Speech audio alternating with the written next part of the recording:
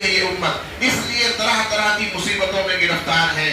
وہ معزز تھے زمانے میں مسلمان ہو کر اور تم خار ہوئے تاریک قرآن ہو کر۔ قرآن کو چھوڑ دیا تو ساری دنیا میں ذلیل و خوار ہو گئے، کوئی ہمارا نہیں رہا، کوئی پرسان حال نہیں رہا، اس لیے کہ ہم نے قرآن کو پس پشت ڈال دیا۔ قرآن سے ہماری نسبت مضبوط ہونی چاہیے، قرآن سے ہمارا تعلق مضبوط ہونا چاہیے، صرف تلاوت تک نہیں بلکہ اس کو سمجھنے کی بھی کوشش کرنی چاہیے۔ قرآن میں اللہ تعالیٰ کیا فرما رہا ہے، قرآن ہم سے کیا کہہ رہا ہے، قرآن میں کیسے احکامات اللہ نے نازل کیے ہیں، قرآن کے واقعات سے ہمیں کیا عبرت حاصل ہوتی ہے، یہ کب ہمیں پتا چلے گا جب ہم قرآن کو سمجھنے کی کوشش کریں گے، درس قرآن کے حلقوں میں بیٹھیں گے، علماء کرام سے قرآن کو سمجھیں گے، خود پڑھنا آتا ہے تو قرآن کی تفسیر کا مطالعہ کریں گے، قرآن کے تراجم کو پڑھیں گے، ہندی میں قرآن پاک کو سمجھنے کی کوشش کریں گے، جس زبان کو آپ جانتے ہیں قرآن پاک سے ہمارا گہرا تعلق ہونا چاہیے۔ اور اسی کے ضمن میں آپ کو بتا دوں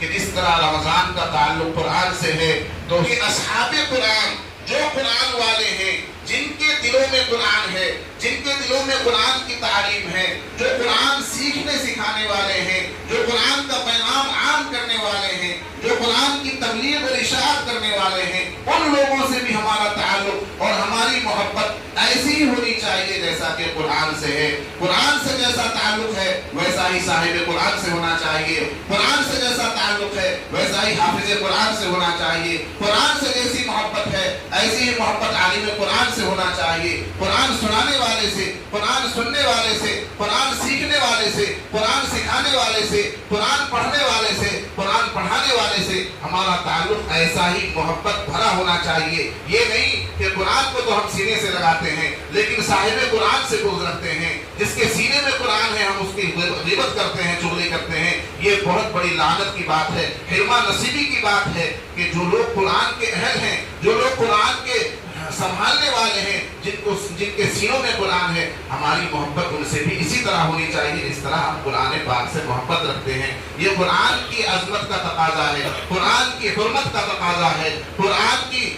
کی فضیلت کا تقاضا ہے کہ جتنے لوگوں کی نسبت قرآن سے جڑ گئی، کوئی قرآن کا عالم ہے، کوئی قرآن کا حافظ ہے، کوئی قرآن کا مفسر ہے، کوئی قرآن کا پڑھانے والا ہے، کوئی طالب علم ہے قرآن کا، قرآن پڑھنے والا، ان تمام لوگوں سے ہماری محبت ہونی چاہیے، اس لیے کہ یہ سب قرآن والے ہیں، اللہ تعالیٰ کے کلام کو پڑھتے پڑھاتے ہیں، اللہ کے کلام کو سنتے سناتے ہیں، ان لوگوں سے بھی ہماری محبت ہونی چاہیے، اس کا بھی ثواب ملے گا۔ لیکن انشاءاللہ اللہ تعالیٰ رمضان المبارک کے مہینے میں قرآن سے ہمارے تعلق کو مضبوط کر دے، رمضان سے ہمارے تعلق کو مضبوط کر دے، رمضان کے ایک ایک لمحے کی قدردانی کی توفیق مرحمت فرمائے، ایک ایک روزے کو آداب کے ساتھ رکھنے کی توفیق عطا فرمائے، ہر تراویح کو مکمل مستحبات کے ساتھ پڑھنے کی توفیق عطا فرمائے، تمام نمازوں کو باجماعت تکبیر اولیٰ کے ساتھ پڑھنے کی توفیق عطا فرمائے، رمضان کا مقصد ہمیں حاصل کرنے کی توفیق عطا فرمائے۔ آمین۔ وآخر دعوانا الحمدللہ رب العالمین۔